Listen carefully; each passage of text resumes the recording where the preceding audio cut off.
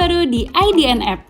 Tonton live streaming kreator dan topik yang kamu suka, beri hadiah dan ngobrol dengan streamers favoritmu, bisa nonton sambil berkegiatan lain tanpa perlu langganan. Yuk download sekarang!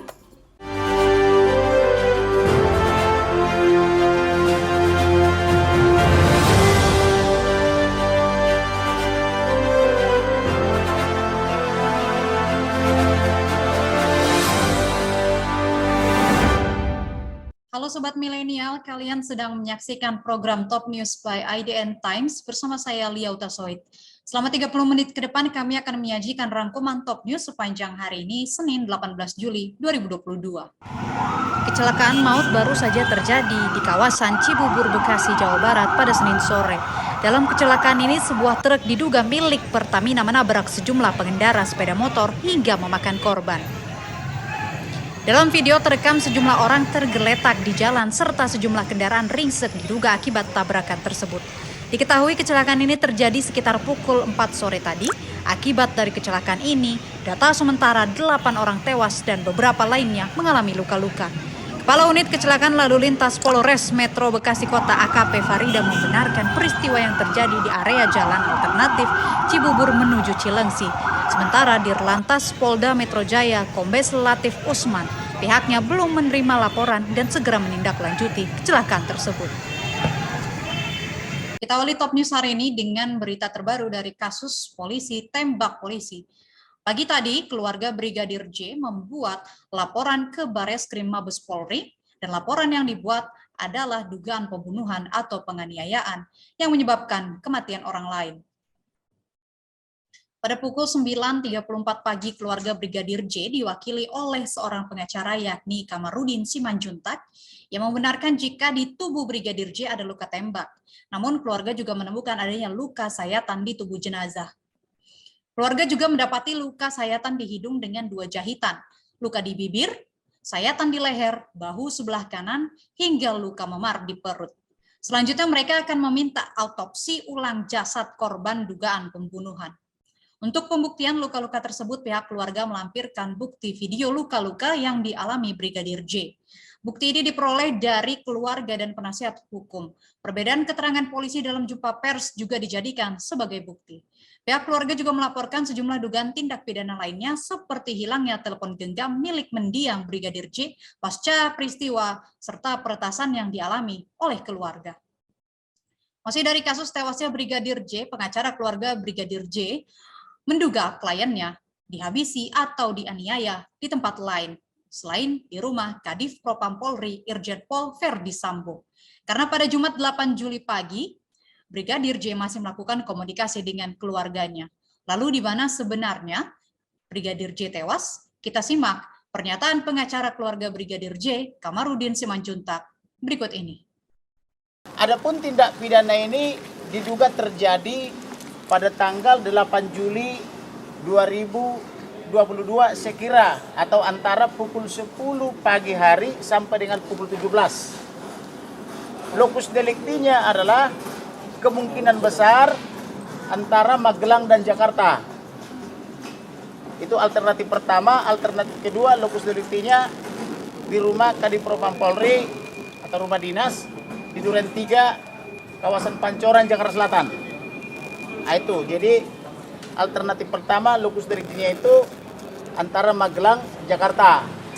Alternatif kedua karena mayat ditemukan di situ berdasarkan permohonan visum et repertum Kapolres Jakarta Selatan di rumah Kadif Propam Polri di Komplek Polri Duren 3, kawasan Pancoran, Jakarta Selatan, DKI Jakarta. Kenapa kita sebut Magelang Jakarta? Karena jam 10 dia masih aktif berkomunikasi baik melalui telepon maupun melalui WhatsApp kepada orang tuanya, khususnya melalui WhatsApp keluarga.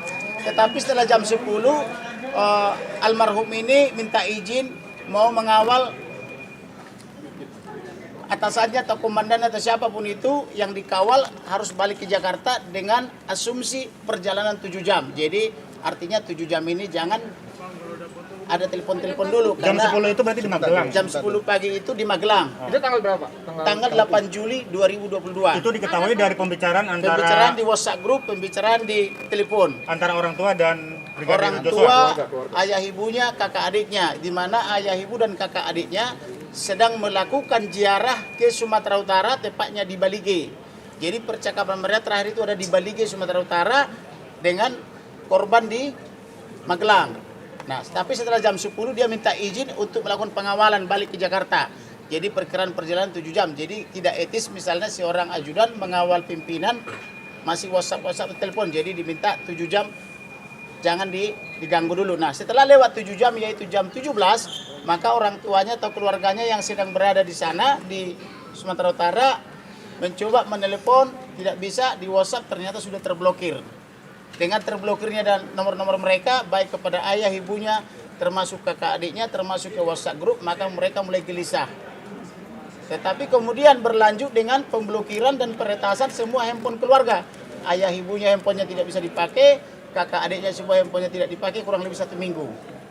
Jadi artinya ini ada dugaan pembunuhan terencana, sehingga bagaimana caranya handphone itu bisa dikuasai passwordnya. Berarti sebelum dia dibunuh, ada dulu ini dugaan pemaksaan untuk membuka password handphone.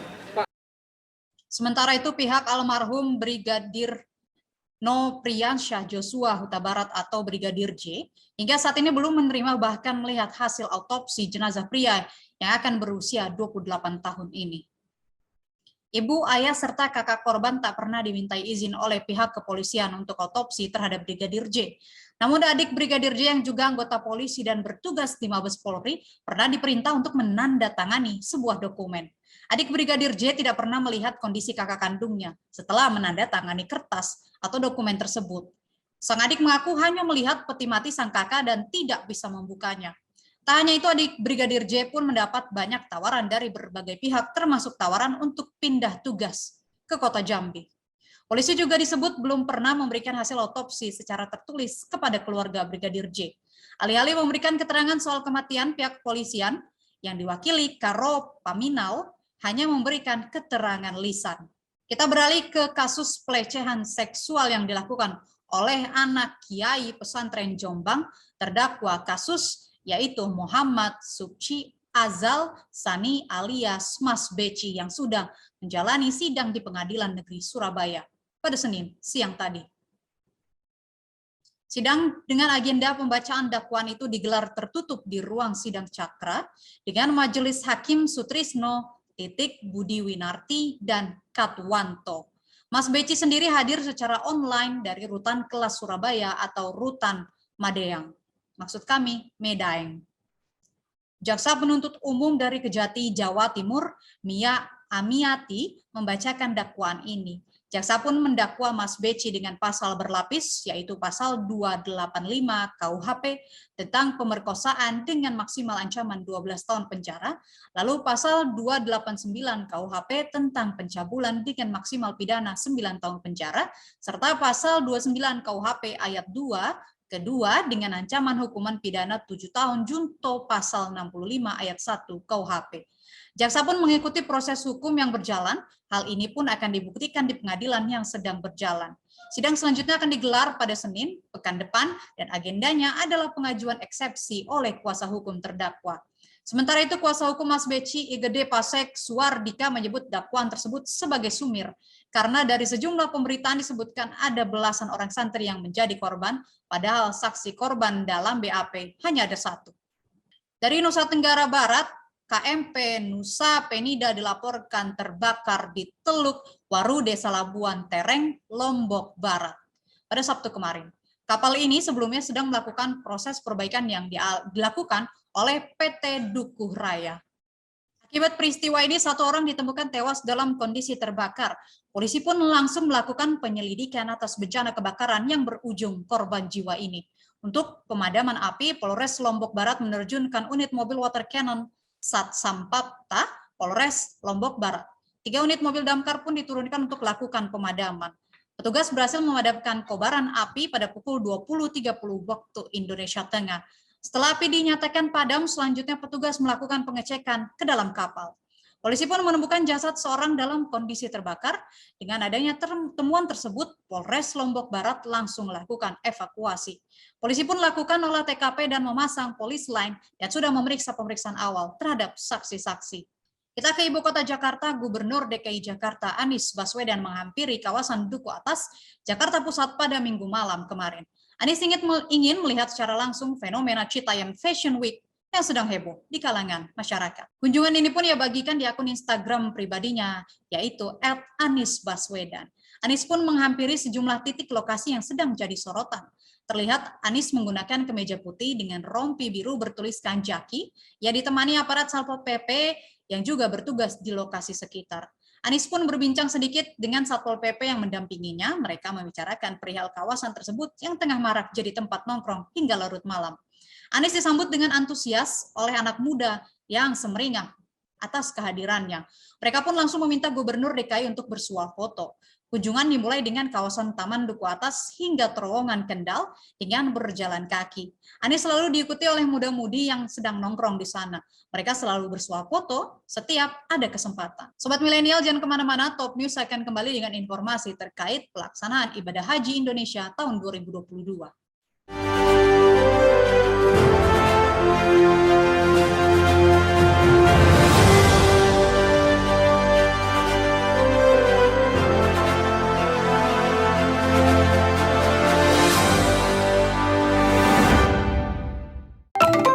Yang baru di IDN App, tonton live streaming kreator dan topik yang kamu suka, beri hadiah dan ngobrol dengan streamers favoritmu, bisa nonton sambil berkegiatan lain tanpa perlu langganan.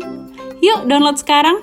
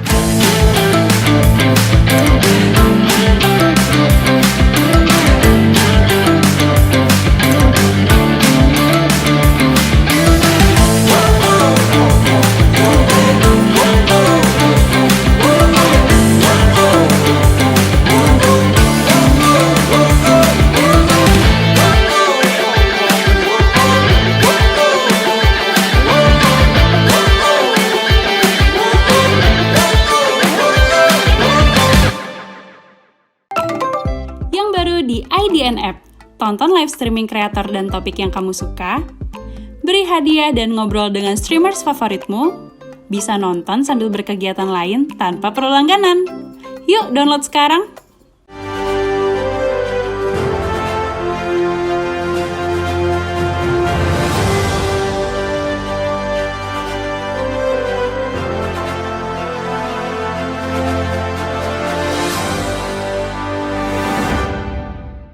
Masih di Top News, keajaiban datang dari salah satu jamaah haji asal Tuban, yaitu Sarmi, yang tak menyangka bahwa dirinya sembuh dari penyakit stroke usai pulang dari ibadah haji.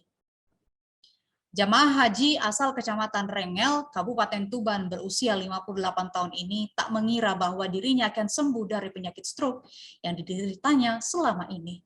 Sebelumnya ia menunaikan ibadah haji dengan kondisi tak bisa berjalan dan terpaksa menggunakan kursi roda. Namun tak disangka setibanya pada hari Minggu kemarin, Sarmi disambut isak tangis bahagia oleh keluarga Batalion Infanteri 521 Dadaha Yoda Kompi Senapan C karena kesembuhannya dari penyakit stroke.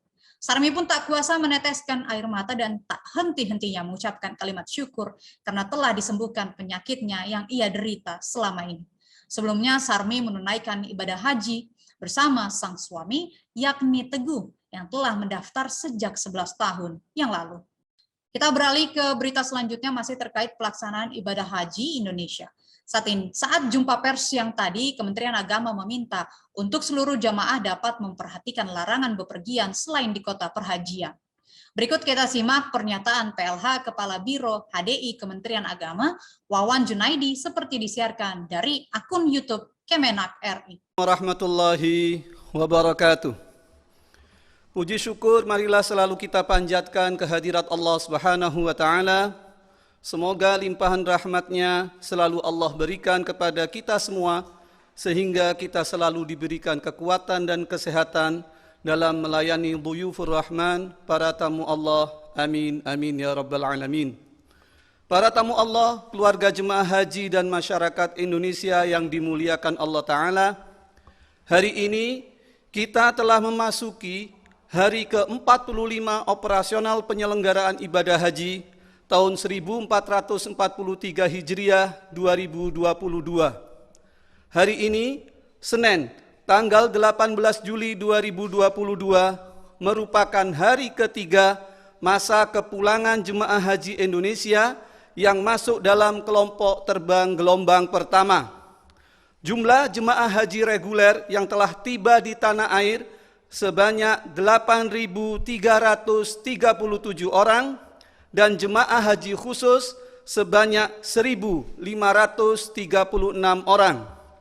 Hari ini akan dipulangkan 8 kloter menuju 5 debarkasi, yaitu JKG, Jakarta Garuda Pondok Gede, JKS, Jakarta Saudia Bekasi, SOC Solo, PDG Padang, dan SUB Surabaya yang berjumlah 3.251 orang dengan rincian sebagai berikut.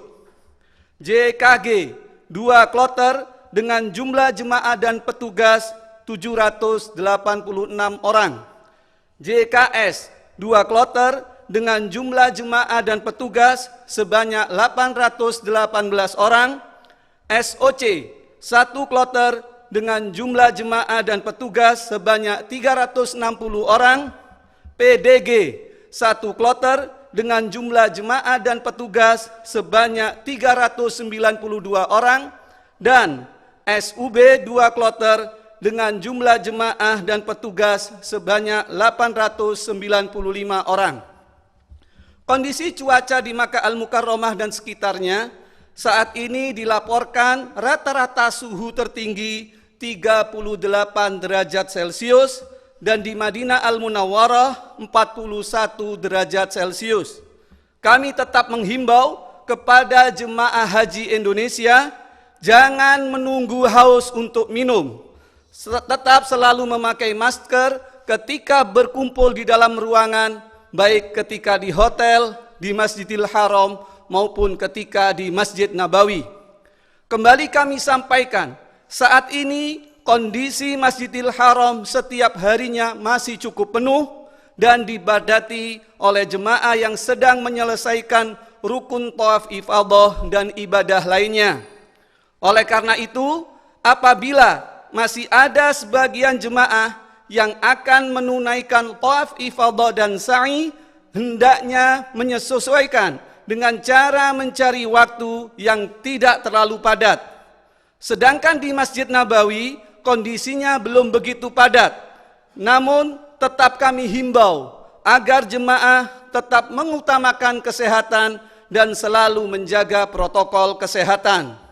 Terkait data jemaah sakit dan wafat, kami sampaikan beberapa hal sebagai berikut. Jemaah sakit sebanyak 121 orang. 25 orang dirawat di Rumah Sakit Arab Saudi dan 96 orang dirawat di Klinik Kesehatan Haji Indonesia Mekah.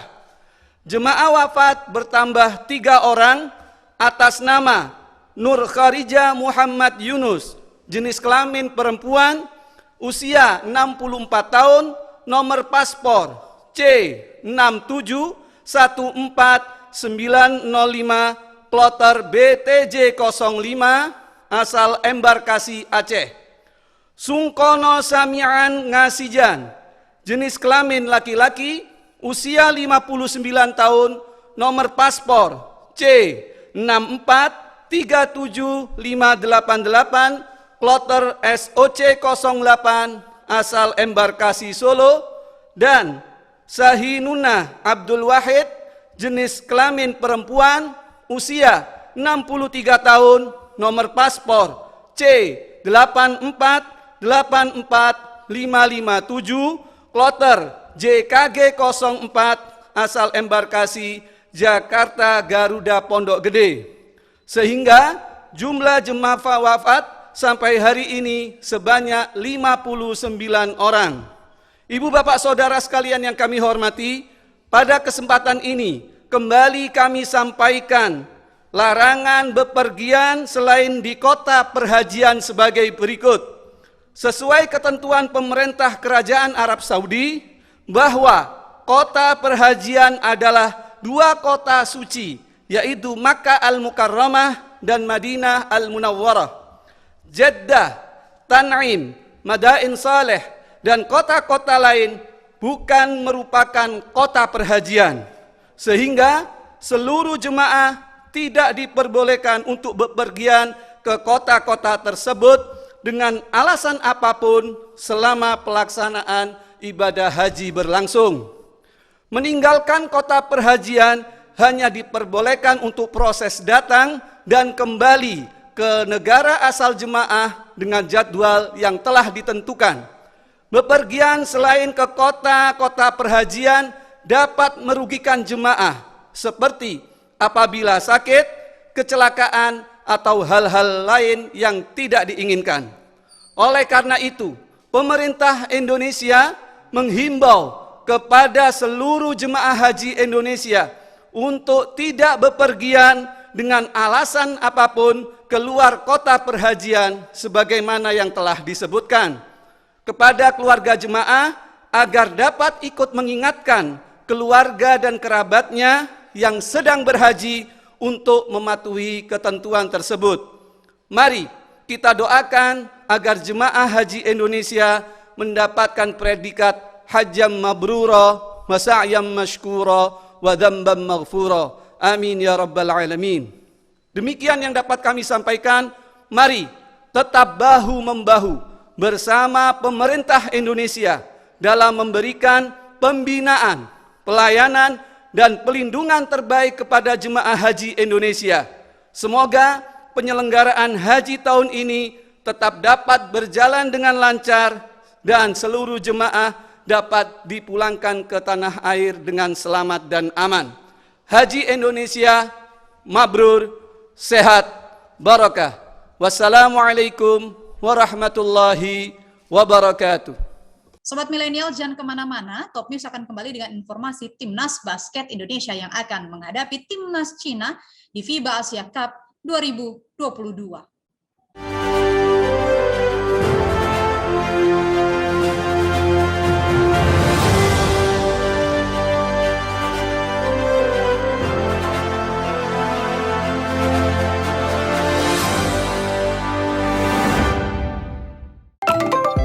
Baru di IDN App. Tonton live streaming kreator dan topik yang kamu suka, beri hadiah dan ngobrol dengan streamers favoritmu, bisa nonton sambil berkegiatan lain tanpa perlu langganan. Yuk download sekarang! IDN Times menggelar Indonesia Millennial Summit IMS 22, sebuah event inspiratif di Jakarta dengan tema Shaping Indonesia's Future. Kegiatan yang akan digelar selama 2 hari ini acara akan tahunan ini menghadirkan beberapa pembicara inspiratif bagi kaum-kaum milenial.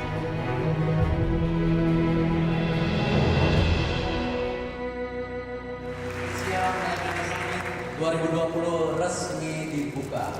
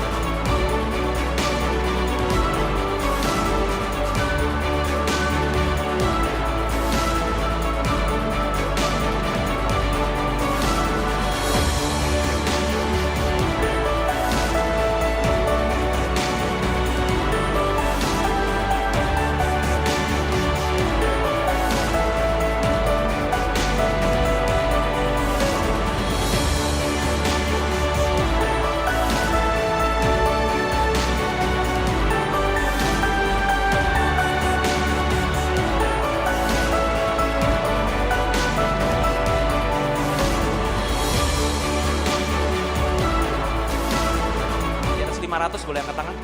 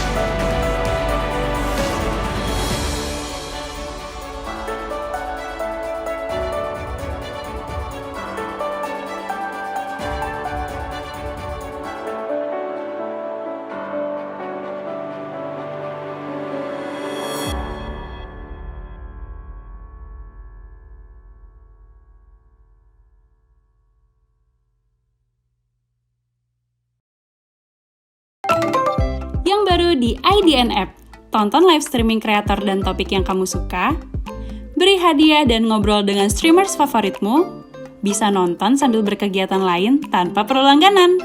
Yuk download sekarang!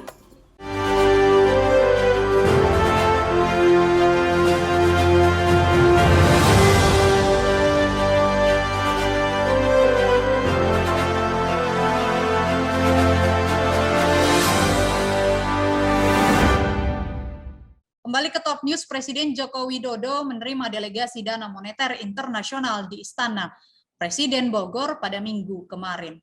Situasi perekonomian di Indonesia saat ini jadi topik utama dalam pertemuan ini. Sejumlah pejabat pun hadir dalam pertemuan ini seperti Direktur Pelaksana IMF Kristalina Georgieva, Direktur Departemen Asia dan Pasifik IMF yakni Krishna Srinivasan, serta representatif senior IMF untuk Indonesia James Walsh. Menteri Koordinator Bidang Perekonomian Airlangga Hartarto bersama Menteri Keuangan Sri Mulyani pun hadir mendampingi Presiden Joko Widodo.